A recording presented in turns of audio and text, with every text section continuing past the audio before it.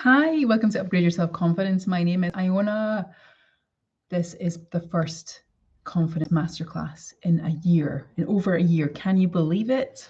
I can actually, yeah, it does feel like a while. So please excuse any technical issues. The past few times I've gone live, the stream has either ended or not recorded sound. So I would really appreciate if you could pop in the chat if you see anything untoward, if you see my stream going down or if you can't hear me or whatever happens. But hopefully, fingers crossed, touch wood, should all be going good. So I used to do these masterclasses on Zoom, and I would have to edit them to put them on YouTube. And I kind of felt that the Zoom classes were great. We had a really amazing community going in Zoom for these masterclasses, but I felt like it was getting quite cliquey. It was getting quite it felt like a lot of people were maybe showing up once and feeling that it was a little bit like, do I belong here? And then not coming back. And that's not the vibe that I wanted to create at all. I very much wanted to create something that anyone could join, anyone could watch in, anyone could listen to at any time, which is why I've made the decision to just do it on YouTube. Right? Just do the full thing on YouTube and just see what happens. So, upgrade your self-confidence.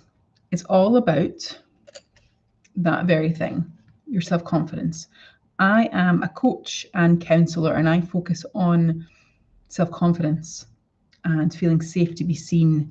And I also help people with chronic stress, anxiety, depression, complex trauma, CPTSD, and neurodivergence. I teach my 3 pillars of self-confidence, which is self-confidence, self-esteem, and self-concept. And these classes are kind of based around that. They're based around navigating our emotional GPS.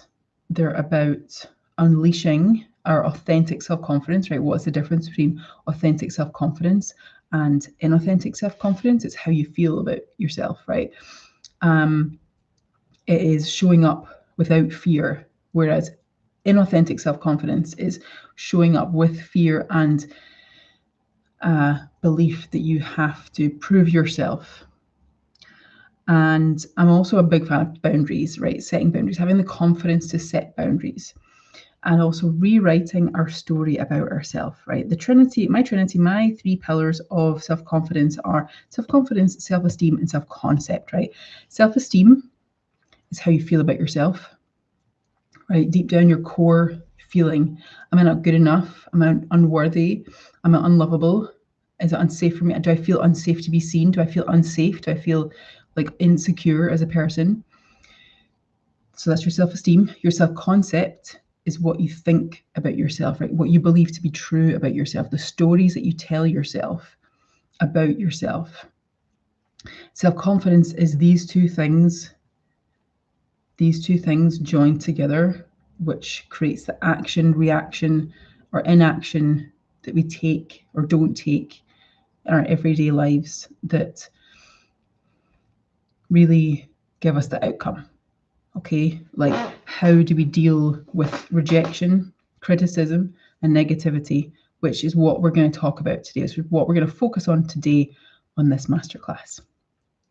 I would love for you to pop in the chat anytime and just say hi, just say hello, because it's been either you've been to the masterclass before or you haven't. I would love to know where you're watching from, and if you've been to a masterclass before, if this is your first time, and just say hi and where you are in the world. That would be really, really great. I would love to hear from you.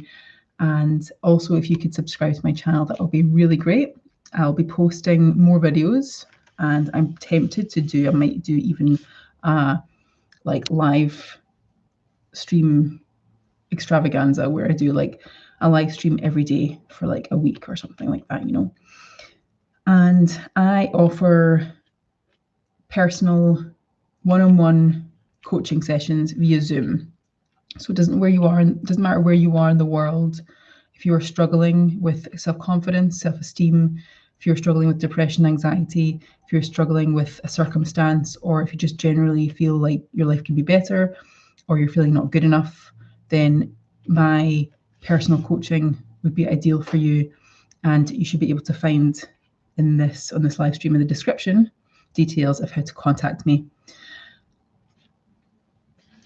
So we're going to look at how to deal with rejection, criticism, and negativity. This is a constant work for me, dealing with these things. I grew up in an environment where I was criticized often, and I had to deal with a lot of negativity, and in later life, a lot of rejection. Well, rejection in my early life too, but certainly in my later life, in the last couple of years or so, like an outright rejection of who I am and what I believe in and what I stand for, because of people in my life who don't agree with me and agree with what I do. Hi Ada, so good to see you. How are you? This is such an important topic for me because it keeps coming up over and over again. And I know that whenever we are triggered often, it means that we have unresolved trauma there, we have unresolved challenges there. And usually when things are coming up often, it means that we're really ready to move past them. We're really ready to transform them.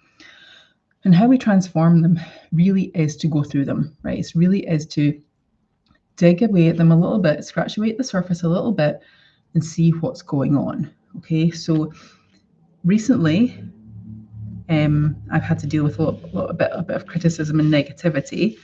And my automatic response to that negativity and criticism is to shut down, is to isolate, is to hide, right? Because it's not safe to be seen. And if I can hide and isolate and shut myself away, then that means that nobody can criticize me, nobody can get to me, nobody can reject me because I'm just not there, you know? I don't know if that feels relevant, if that feels something that you do too. The last thing I want to do is to put myself out there, because it's no longer safe for me to be seen. It's no longer safe for me to put myself out there, because I'm thinking, well, if one person rejects me or criticizes me or is being negative about me, then many other people must be too, and that must be just the consensus of how they feel and what they believe. And that really affects my confidence, because it's like a spiral, it's like a downward spiral. And then I start telling stories about what other people must be thinking and saying behind my back. The environment that I grew up in very much so was an environment of criticism and bitching, you know, like a lot of negative talk behind my back, slagging me off, as we say in Scotland or the UK, behind my back by trusted family members, and it really hurts. And it feels like, because I grew up with that experience, that's just my baseline. Like, that's what I believe everybody's doing, right? I believe that everybody is talking about, bitching about me behind my back, slagging me off behind my back, right? When actually, they're probably not. Really, realistically, they're probably not. And also realistically, that person who was bitching about me behind my back, what if it wasn't ever about me? Right? What if the person bitching about you, or the person that you believe is perhaps bitching about you, even though you've maybe not got any evidence around it, maybe you do have some evidence around it, what if it has nothing to do with you? What if the person who's being negative to you, criticizing you, or has rejected you, actually it has nothing to do with you, and it's about perhaps the way that they feel, like a trigger. Our behavior, or what we're doing, our actions have triggered a wound within them, and the only way that they can deal with that trigger is to reject, to criticize, and be negative. So in this video, in this live masterclass, I want to talk about the tips, and I want to give you some encouragement, right, about what to do when we experience the negativity, the rejection, and the criticism. So rejection, let's talk about the differences between these three, right? Rejection is someone who, or an experience of not right now, it's not the right time. It is someone who has perhaps turned away from you, who has perhaps decided that you're not the right fit, or There's, you know, and it might not even be as conscious as that. People have very short-term memories and people forget, right? Especially in this world of social media. I see people on my Instagram stories that I haven't spoken to in months, in years. And it really bugs me. I have to admit, it really bugs me, because I would love to have a message from them, like a little word check-in. Hey, how are you doing? It's nice to see you. But alas, people think that because they are seeing you every day on Instagram and social media, that they're connecting with you, right? But it's not that. It's not that way at all, is it? It's not that way. So rejection can feel like people who are just not interacting with us, but perhaps they have forgotten about us, right? Because they've got loads in their mind, they're really busy, whatever it is. Perhaps they just have fallen away, right? Perhaps they've just not, you know, they're just not, we're not the right match or the right mix for them at the time. And it has nothing to do with what we've said or what we've done. But what if it is? What if we've said something, or if we're doing something and we are doing, whether it is something that we feel to be important to us, right? Or maybe it's something that we have done by accident, right? We've made a mistake. Whatever it is, and it has caused some friction, or has caused some stress, or has caused some emotional reactivity, a trigger in someone else, that is their work to do. That is their work to do. And it is so easy for many of us to feel like we want to run up to them and over-explain ourselves or try and make it better for them, when that is not our job to do. Yeah, okay, if we've made a mistake then and we want to be accountable for it, then we go and apologize and we do the thing that's going to help, right? But more often than not, if we've been rejected by somebody and we're doing something that we feel that is positive and good and true, like we're just living our lives, like we're doing a thing that, you know, that we want to do, and someone has rejected us or rejected that thing, then because they're triggered, what we have done has triggered them, that means that that is their work. That is their work to do. Criticism is negative or positive feedback, right? Criticism can be positive feedback, but more often than not, it's negative feedback, because feedback is feedback. Criticism is not feedback, right? Criticism most of the time is not feedback. Criticism most of the time is someone who feels insecure about themselves, or someone who has been triggered, same as rejection, by something that you're doing or something you have said that they don't agree with or that they don't like. And the best thing that they feel they can do is to put us down and make us feel bad, because that then either gives them a boost, makes them feel better, or they don't understand that their trigger about what we're doing or what we have said or whatever it is that's making them triggered. It's not our job to fix that. It's actually their job to look at where they're being triggered and to come to terms with that. Okay? Like, for example, somebody who is in my life regularly and who does not agree with things that I do and say, and will often constantly tell me that they don't agree with the things that I do and I say, even though I'm sure many of these things could really benefit them. They would much rather put me down and criticize me than actually deal with what, you know, their trigger and how it's making them feel. Because what I'm doing is coming from my heart, and what I'm doing is I fundamentally believe to be my truth, right? And my story and my goal in life and my you know, what I love to do.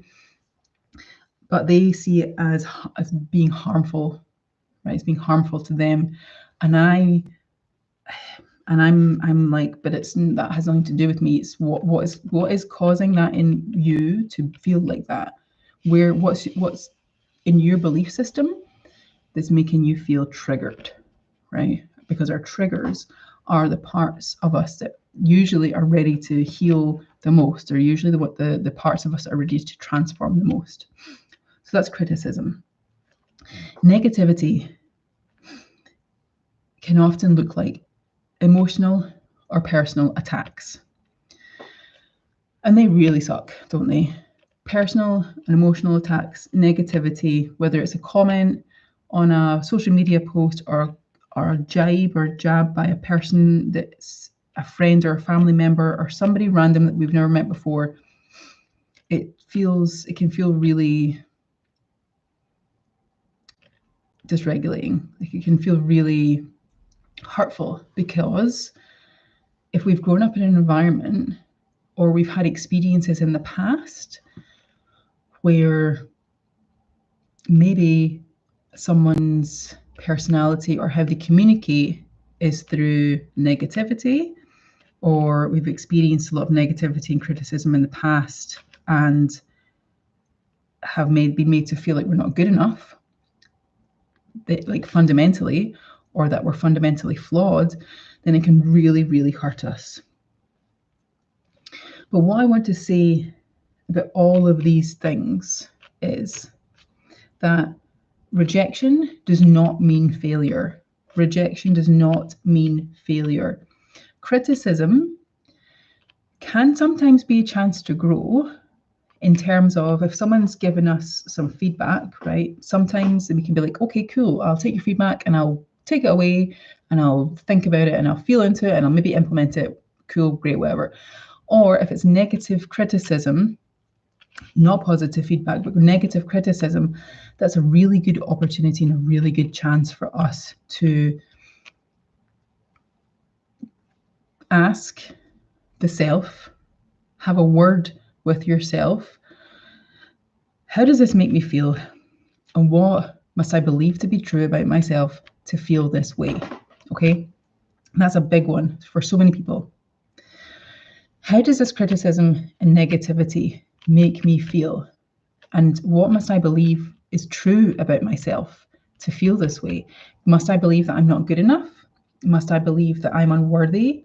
Must I believe that I'm a bad person? Must I believe that I'm shameful? Must I believe that I'm fundamentally flawed? Must I believe that I'm doing something bad? Must I believe that I'm unworthy of good things? Must I believe that I'm unworthy or unlovable? Pop a comment. I would love to know if any of that resonates with you, and what, if criticism and rejection, how that makes you feel, and what must you believe is true about yourself to feel that way. Must you believe that you're powerless? Must you believe that you are a victim? Must you believe that you will never get what you want, that you'll always be a failure? What must you believe is true about yourself to feel the way that you feel when you're criticized and someone is negative, someone shows negativity towards you? Negativity is not always about you. Just as I said before, usually it is a reflection, right, of how someone else feels, of what someone else's story, right, what someone else's pillars of self-confidence is, right, what they believe to be true about themselves, how they feel about themselves, and the thoughts that they think about themselves, all combined into their actions, reactions, inactions, decisions that they're making about their life. They see someone else doing something and they're like, oh, that's triggering something in me, an unhealed wound, part of me that doesn't feel safe about that. So instead of like doing the inner work, and instead of like using it as a tool to like really see what needs to be worked on there, I'm going to project my fear out onto them and criticize them and reject them and make them feel bad and be negative towards them. Okay. Hi, Kat. How are you doing? Good to see you. Yes, I'm also a neurodivergent person. Oh, go team. And yes, okay, so have you ever tried tapping before? It's a really, really powerful tool that I like to use. And I like to use tapping, EFT, emotional freedom technique, whenever I feel like I'm spiraling. And some of the things that I use, so tapping is when we use the pressure points, the acupuncture points on our head, our face, and our upper body, and we tap on them. And this is quite good as well for like stimming. And take nice deep breaths in and out. So I want everyone to try this, right? Get your, if it's safe for you to do so, obviously, you're not in like a public place watching this. Even if you are, you can still try it out, right? So get your hands, and I want you to like tap on your forehead with one finger, two fingers, three fingers, 4 or 5, it doesn't matter. Just let's take some nice deep breaths out. Close your eyes and just tap on the forehead. So like where your hair ends and your forehead begins.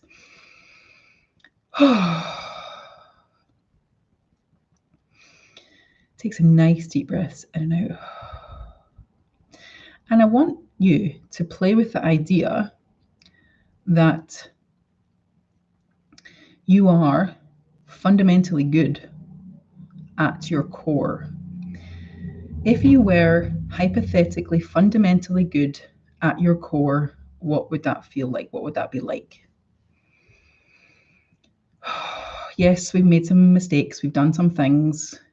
We've said some things. But that does not make us a bad person at our core. We might have a little bit of shame. We might have a little bit of guilt. But that doesn't mean that we're a bad person. It just means that we're a human being, right? We're a fallible human being. We make mistakes. We're not a robot. We're not AI yet. We're a human being, and human beings are mistake-making machines. And it may not feel safe to make mistakes. You know, it may not feel safe to make mistakes, and that's okay. But what if you were fundamentally good at your core? What would that feel like? So I want you to take that tapping down to under your eye, either your left eye or your right eye, just kind of like where your cheekbone is. Take some nice deep breaths in and out. If you were hypothetically good at your core, what would it feel like? Hi, Linda. How are you doing? If you were fundamentally good at your core, and you might not feel like that right now, but that's okay. You don't have to feel like fundamentally good at your core right now. If you were hypothetically, if you were to feel good at your core, if you were to be good at your core, what would that feel like? How does your body feel? Do you feel more relaxed? Would you feel more relaxed? Would you feel more confident? Take some more nice deep breaths in and out. And then we're going to come to the chin. Tap on your chin. Let's practice feeling into that again. If you were fundamentally good at your core, yes, making mistakes, yes, we make mistakes. We say things, we do things that we don't mean.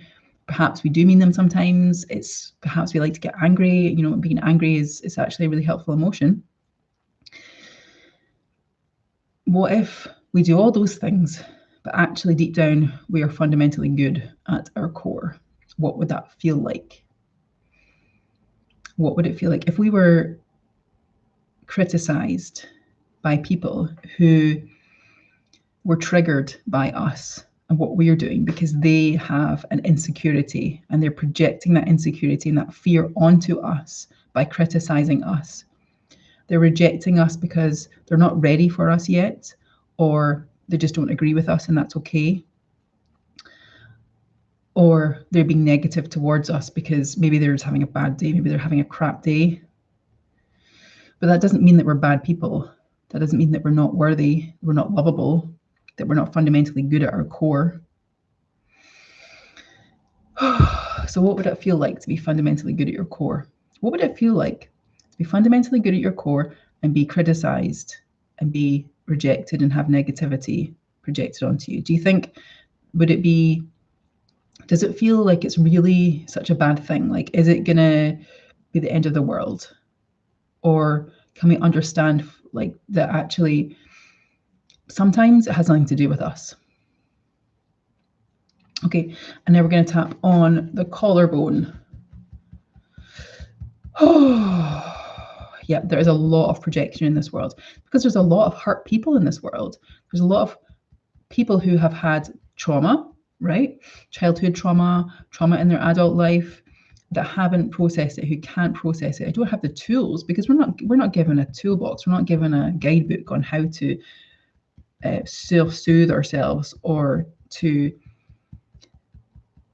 coach ourselves, right? Or to counsel ourselves. We're not taught any of this stuff. We're taught to reject ourselves. We're taught to criticize ourselves. We're taught to, have that inner critic, because when we have criticism or negativity projected onto us and we've struggled with that in the past, that can fuel our own inner critic. And we'll talk about that in a little minute, but let's finish this tapping. So take a nice deep breath in and out. I have just used a superpower, right? Imagine it's like a, what's that video game where they like throw balls of lightning? It's like an old school 90s video game. I forgot what it was. I forgot what it is. Street Fighter? Is it Street Fighter? I don't know. But the guy's like using like balls of lightning and he's throwing a ball of lightning. If I was to throw a ball of light to you and it is that you are fundamentally a good person, just projected, I've just like sent that to you. And your body has like taken it on, that I've given you the special superpower of being fundamentally good at your core and you're a good person. How does that feel in your body? Okay. Then stop for a moment. Drop your shoulders, take a nice deep breath in and out, settle yourself in. How are you feeling? So that's what I like to use. I like to use tapping whenever I'm feeling like overstimulated, overwhelmed, when I'm feeling like I'm spiraling, when I'm feeling not good enough, when I'm feeling like someone has just said something really crappy to me on the internet, or someone has made me feel someone that I love and care about has just said something really, really crappy. And I'm like, screw you, like F you, like, I want to rage, I want to get angry, I want to isolate, I want to shut myself off. So I go into that space where I just breathe and I go through my practice of, what if I've made a mistake? What if I'm not a bad person? What if fundamentally I'm, trying to be a good person deep down? And usually when you're trying to be a good person, you're being a good person, right? You're not going out there harming people. And, that's not to say that we don't do that. Sometimes we do unintentionally or intentionally harm people, right? Because of our own inner wounds, because of our own stuff that we've got going on.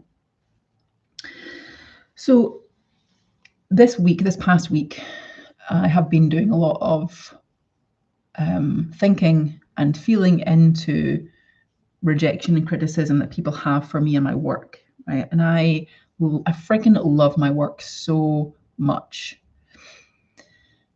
And I will do it forever. Like, I really hope that I want to do it forever because I really love doing it. I have a few clients just now and I love them to pieces and I really enjoy working with them. And I talk about it on the internet, not my clients. I talk about my work on the internet, right? I talk about my work. I talk about how I process my own trauma. I talk about how I process my own neurodivergence, right? And I do a lot of my own processing through like healthy eating, things that I eat, about fasting, right? I fast a lot. I do a lot of dopamine fasting, which is like a water fast for 3 days, which resets the whole dopamine in my body.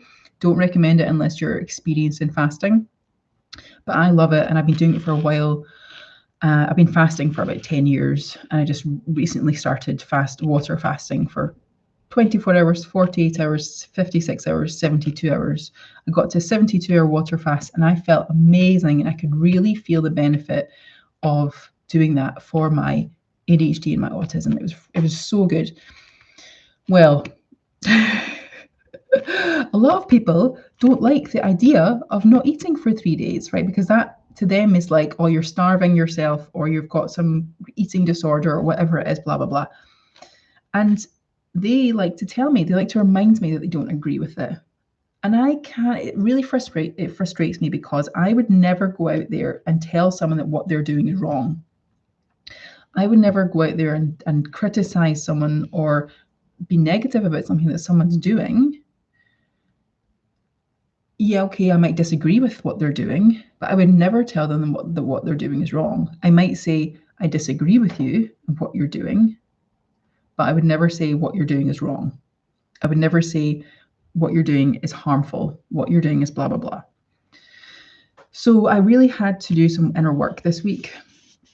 I wanted so badly to isolate myself. I wanted so badly to just shut myself off from everyone in my whole entire life, right? Because I have this like story that I tell myself that if one person believes it, then everyone's going to believe it. If one person's telling me that, then that's what everyone else thinks.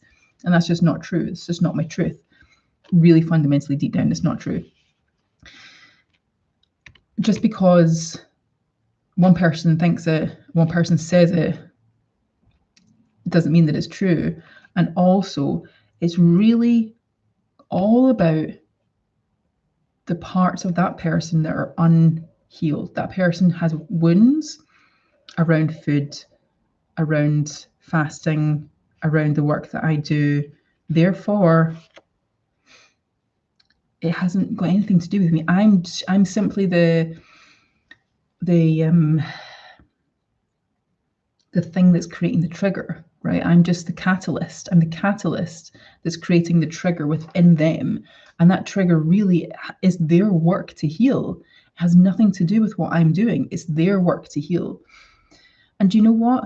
It's okay. I'm going to set a boundary around that person. I'm going to set a boundary, right? Because it's not okay to make other people feel bad about what they're doing, especially when they're trying to help themselves, especially when they've found something that works, especially when they're doing something that's like healing and really benefiting them.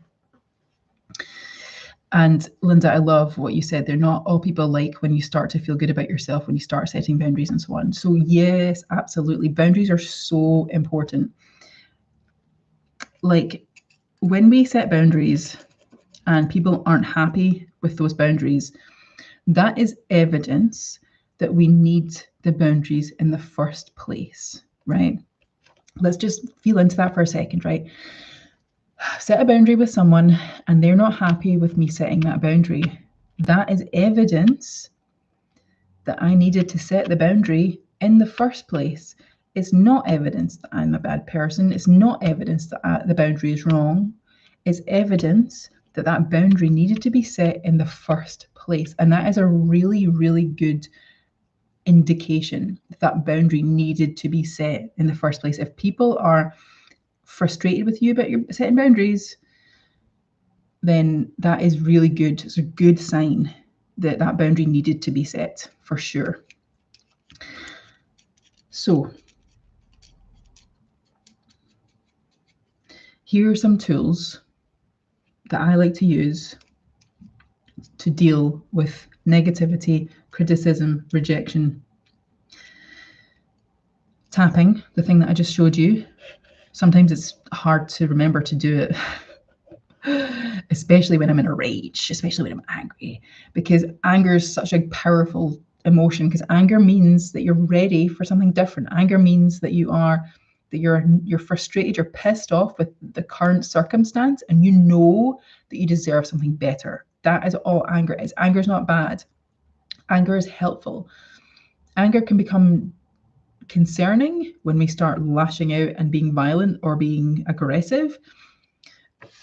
But anger can be really, really useful in helping us to see that actually what I've experienced was not okay. And I deserve a better experience. I deserve a different experience. That's all that anger is. Boundaries can be so hard to set, especially when you're trained from a young age to be people pleaser. Yes, but boundaries are so important. They're what keeps you sane. Absolutely. Yep. When we grow up in environments where we're not taught boundaries, first of all, but the people around us don't have boundaries, so we don't really know anything about a boundary. What does it look like? How does it feel to set a boundary? And then we start setting boundaries in later life. It's really scary. It can be really scary and really frustrating and weird. It can feel wrong.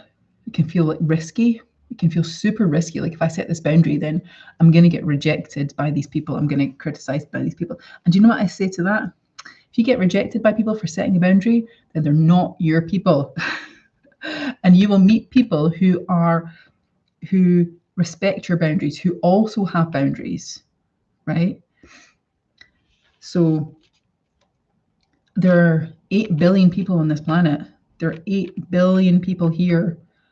It's okay to take a step back from people. It's okay to say, this isn't the right time for this. This is no longer a good fit for me. And then that person might go away and feel like they've been rejected, but that's okay because that's their job to do that inner work, right? So practical tools, tapping is what we did there. And when we receive criticism, rejection, negativity, we can ask, is this helpful? Is this thing that I've just been told helpful? Like, is this person giving me positive feedback? And something that I realized a long time ago, that when something feels bad, it's usually not true. When something feels bad, it's usually not a truth, right? If someone has rejected you or been negative or criticized you, called you a name, called you something, made you feel really bad, it's probably not your truth. It's probably not the thing that they've just said. It feels bad because it's not your truth. Our truths usually feel really good, right? Just like we did that exercise there where we were leaning into being fundamentally good. That hopefully felt good because that is your truth. Your truth is that you're fundamentally good at your core. When you're called names or you're made to feel bad, it's not true. It's not your truth. Your emotional GPS, your navigational system is saying, don't go that way, right? Don't go. We don't want to go that way. It feels bad. Let's not go that way. And the negative emotion is really a really good red flag. It's a really good red flag that tells us that that is not our truth, that we don't want to go that way. We don't want to follow that feeling because that's not our truth. Our truth, it feels good. So we can really explore this by asking the question that I asked just there, which is, how do I feel? First of all, how does this criticism, this negativity, this rejection, how does it feel? How does it make me feel?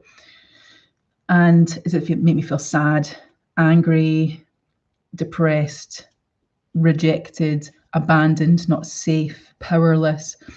And what must I believe is true about myself? What stories am I telling myself, or have I been telling myself, perhaps for my whole entire life? What must I believe to be true about myself in order to feel this way? What stories am I telling myself about this to feel this way, right? What am I telling myself that's true about myself to feel this way? And then from that point onwards, we can look at it and we can say, is that my fundamental truth, right? Maybe you feel sad about being rejected. And that sadness, what must I believe is true about myself to feel that sadness? Well, it makes me feel, what must I believe? I believe that I'm unworthy, and that makes me sad. I'm unworthy because from a young age, I was told that I was made to feel that I wasn't good enough and that I wasn't worthy of love and that I was unlovable, and that makes me sad. Well, is that fundamentally your truth? Is that fundamentally your truth, right? Are you unlovable really deep down, right? I'm just going to blow my nose. Excuse me for 1 second. Hit my nose. Are you fundamentally at your core unlovable?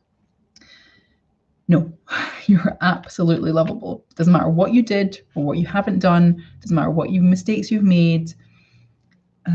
Because you would never say to your friends, you would never say to a loved one, you'd never say to your pet, you're unlovable because you spilled water on the floor or you made that mistake. You're unlovable. I can't love you anymore. Sometimes we might, but we wouldn't usually, right? We wouldn't usually look at a loved one and say, I don't love you anymore because you did this thing, right? No, We're always lovable. So it really is important for us to use rejection, negativity, and criticism as catalysts to our own healing, to our own transformation, to our own self-confidence, especially because our self-concept, our self-esteem make up our self-confidence. Our self-confidence is what we believe to be true about ourselves, how we feel about ourselves, the thoughts we think about ourselves, our self-concept and our self-esteem. Our self-concept is these things all, or self-confidence, sorry, is these things all joined up together, which make us take action, set boundaries or not have any boundaries, or choose relationships and friendships that are actually really healthy or not very healthy, the jobs that we do, the money that we ask for, the way that we look after ourselves, the things we eat, the things we put in our bodies, all of these things have to do with our self-confidence, our self-esteem, our self-concept. So really, this is such an important, our criticism, our negativity, and our rejection can really show us where we are ready, where we're ready to heal and where we're ready to transform. It can really show us such insight into what's going on in our subconscious mind, in our conscious mind, what's really going on with our self-confidence, right? What must I believe is true about myself to feel rejected? What must I believe is that I must believe that I'm an idiot, or I'm dumb, or I'm not smart enough, or I'm not pretty enough, I'm not good looking enough, or I'm not good enough just generally, like I don't do good things, that I make too many mistakes, or that because my parents made me feel that I wasn't good enough. So we can start working our way down from those things. And we can ask ourselves, is this fundamentally true? Is this fundamentally my truth? Am I not smart enough? Am I not pretty enough? Really? Like, there's 8 billion people on the planet, as I said before, and everybody has tastes, different tastes, right? So what is one person's ugly person could be another person's the most beautiful thing they've ever seen in their life, right? It's all about taste, and it's all subjective, you know? So is it helpful or is it hurtful? The thing that we're being told or made to feel. Boundaries. It's okay for us to set boundaries. It's okay to block people, to mute people, to take a step back from people. It's preferable to communicate boundaries, right? To say, hey, I'm kind of not happy with the way this is going. I'm just going to take a step back for just now. But sometimes you might not feel safe to do that. You might not feel safe because you might feel that might open up more of a aggression or communication that you don't feel safe to have. So it's okay to take a step back from people. It's okay to set boundaries with people. We have to set boundaries with people. We have to get this belief out of our systems that I might never find another person for me, or I might never get another friend again, or I have to settle for this thing or this person, even though they're negative towards me, or even though they criticize me, or even though I do not settle. Like, I'm not a fan of settling for, because you may believe that this is the only thing for you, or the only thing that you're worthy of, when there's 8 billion people on the planet. And the more you shift and the more you use your boundaries, the more exploration that you do around your beliefs and your feelings about yourself, the more you will attract and be attractive towards people who are more in alignment with what you are and who you are as a person, you know? Like, I find it so fascinating that female friendships, we feel like even though we've been friends with this person for 10 years, 20 years, whatever it is, and they're no longer a fit for us anymore, we still feel like we have to hold on to that. We have to cling on to that relationship because we've been through a lot, because because of the length of time that it's been, when actually we wouldn't do that with a relationship, right? We wouldn't do that with a romantic partner. I mean, we might, but that's also another topic, right? Why do we settle? Why do we think that this is all that we're worthy of? Find your people, the right people. Absolutely. There's 8 billion people out there.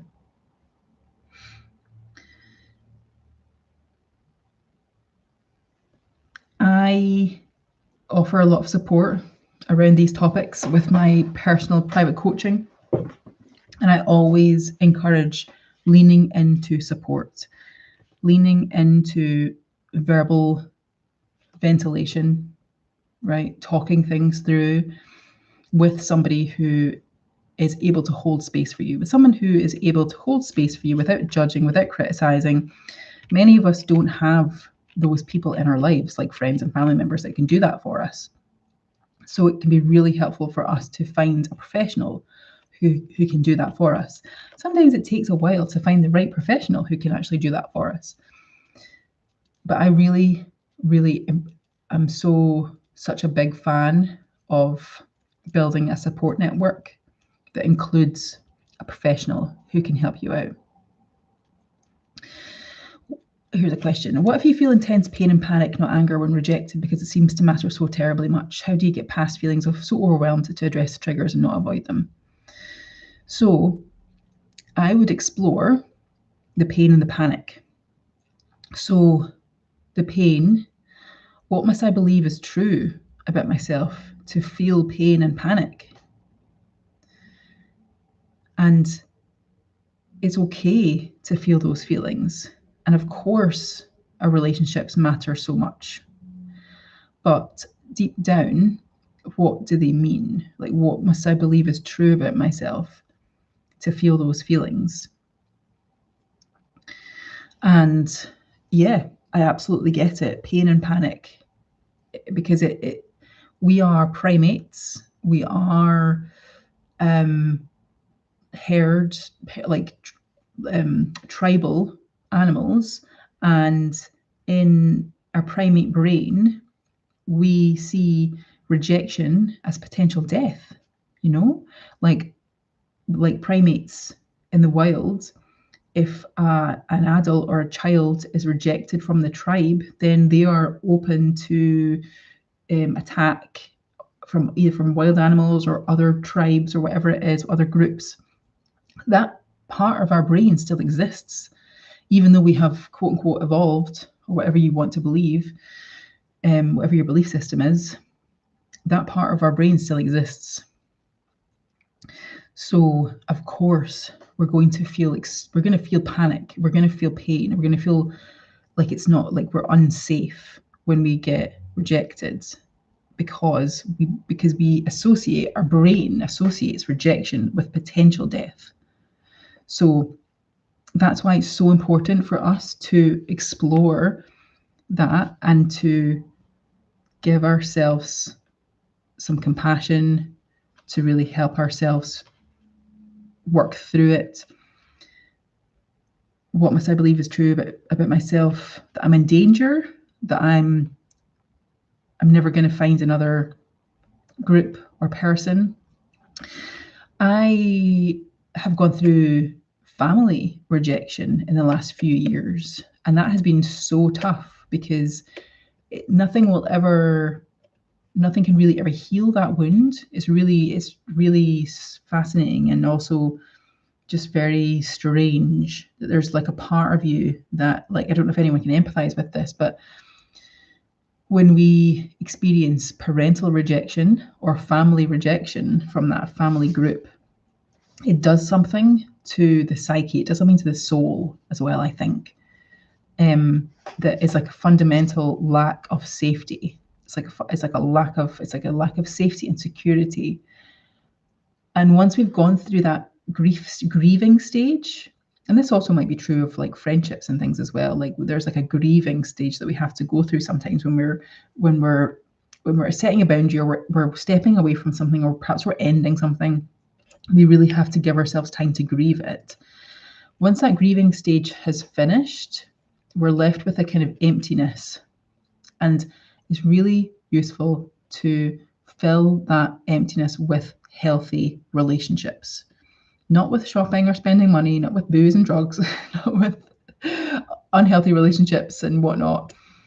With healthy relationships, finding our chosen family, finding people who are our ride or dies, people who love us unconditionally.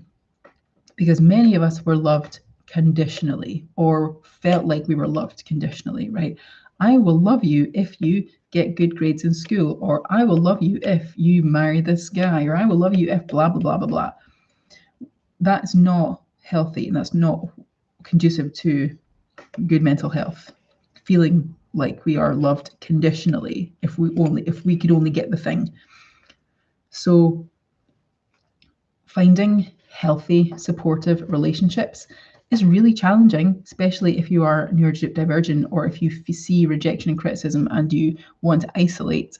If isolating is your coping mechanism, but it's really helpful to go through this work, to look at our fears of rejection, our fears of criticism, work through them with a friend, a trusted family member, or a coach or a counselor or a therapist, or someone who's familiar with the work, so that we can build loving, healthy relationships and really like fill that void in our beings, in our souls, in our psyche with goodness, with perhaps stuff that we never even had before, right? With the kind of like unconditional love. And also as well, like it can be pets, right? Our pets can fill us up that way too. And I believe that it's so important for us to find these connections. So what else has been said in the comments? It's important to understand that what can be perceived as rejection could be people just living their lives. To me, well, to accept that. Yeah, absolutely. And it's good to give people the benefit of the doubt, because it can help stop a spiral and can also help you feel more secure. Yes, 100%. I absolutely agree with you. Yeah, what can look like rejection and negativity and criticism to us could just be somebody like, like doing a thing, like especially when we are reading text messages, because it's so hard to see, so hard to get tone in text messages. It's so difficult to get tone, and so we can be having conversation with someone and then misread it or perceive it as negativity, and actually it's not. Either they're joking or they're just saying something and we've totally taken it the wrong way, or like we literally, somebody hasn't seen us, right? We're crossing the street and we see someone that we know and we wave, and they kind of turn away and we think, oh, they're an asshole, they didn't say hi, maybe they hate me, maybe they're rejected. And then we start this like spiral we start this like overthinking spiral about how they hate us, and about how like we're never going to speak to them again, and not like, and stuff like that, when actually they just didn't see you, right? Family rejection is awful. I was a black sheep and it messed me up real bad. Yep, 100% same, totally. But you know what, like we can find a whole herd of black sheeps, and that feels great. It feels so great, especially when some of those other people in that group or in that herd have also experienced familial rejection, because then we're like, oh, you know exactly what I'm talking about. Or they haven't. They have a really good supportive family, and sometimes when we first see them and meet them, it can be really triggering, because I'm like, well, how come I didn't have that? What's wrong with me? I feel really sad about it, and then go through that grieving process again. But then actually, as time goes on, like lean into that bond with their family and really see that and use that as like, okay, well, healing for my own inner child, healing for myself, because now I know what it looks like and I can do that for myself with either my own inner child or a family that I'm going to create or build, or my chosen family, or whatever it is. So yeah, our triggers are extremely helpful because they can really show us where we need to do the work to transform. So if you have been rejected, if you've been criticized, if someone has projected their negativity onto you, it does not mean that you're not good enough, right? It doesn't mean that you're not good enough. Usually, it says more about them than it does about you. It says more about where their fears are, what their triggers are, what they believe to be true about themselves, their lack of safety, their fears. And you are doing better than you think because you're here, because you showed up for this live stream today. You are doing so good. And I'm so proud of you. And I thank you so much for coming along to this. And do I have anything else to say? Yes, thank you. I would love for you to share your experience in the comments if you haven't already. And I won't be here next Monday night because I will be traveling potentially. I might be here, I might not be here, but I'm traveling next Monday. So I will be in touch. But I think I potentially might try and do a live Tuesday, Wednesday, Thursday, Friday next week. Tuesday, Wednesday, Thursday, potentially. But if you're on my email list, I will let you know. If you're not on my email list and you would like to be on my email list, then you can go to my website, which is ionabarker.co.uk. That should be in the description of this video. And then type in to my email list box. There should be a tab there on my website. You can also find on my website information on how to book a consultation with me if you'd like some personal coaching. I have space for a couple of clients right now, and I would love to support you if you need support with any area of your life. It doesn't necessarily have to be the things that we spoke about today. If you have any challenges or anything that you would like some support on, then please get in touch. We can have a 30-minute call via Zoom. We can talk about what to do going forward. And I don't, it's not like an obligation to work with me after the consultation call. But yeah, I would love to support you if I can. I have a person in my life who is triggered by me start speaking up for myself. So everybody's asking. Okay, interesting. Yep. Okay, so that is correct. You're not the same woman as you were before, right? Because you were doing all these things, which the previous version of yourself would not have done. So it's a good opportunity to, as the person that you are now, what would you do with that information, right? And also, like, I love to help people, especially women, to embody their most confident version of themselves. A good exercise, what we can do right now before we go. Close your eyes if it's safe for you to do so. Take a nice deep breath in and out. And if you were the most confident version of yourself, what would your life look like and how would you feel? Excuse me. Linda says, I actually start licking myself for the first time. Yes, good for you, as you should, because you're awesome. If you were to be your most confident version of yourself, what decisions would you be making, right? How would you feel about yourself? What would your thoughts be about yourself every day? Like, what would your daily thought process look like? What would your daily actions look like? What would you be doing? What would you not be doing, right? Maybe you'd be chilling out more. How would you feel about yourself, right? These are your 3 confidence pillars, my confidence trinity. Self-esteem, how you feel about yourself. Self-concept, what you think about yourself, what you believe to be true about yourself, your self-confidence, the action, reaction, inaction, decisions that you make using those things. How you feel about yourself, what you think about yourself. If you were your most confident version of yourself, what would you be doing? How would you be thinking? What would you be feeling?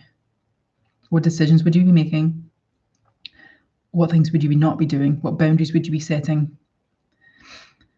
And what would you have to do in order to become that version of yourself? Or can you play with what it's like to be that version of yourself now? Because I don't want you to necessarily do anything to get to that version of you. I want you to just step into that version of you right now, right? I want you to just be like playing with, okay, if I can practice, if I can feel into what that would be like, then do it. Do it. Set a reminder on your phone. Set a reminder on your phone if you can, or put a post-it note on your mirror when you're brushing your teeth every morning that says, I am stepping into my most confident version of myself. And look at that post-it note, look at that reminder. If I was, hypothetically, if I could step into that confident version of myself, what would that feel like? How would that look? What would I be doing? What would I not be doing? And then become that person, become that version of you. Step into that version of you right now. Okay, I love you so much. Thank you so much for coming to hang out with me. It's so good to see you again.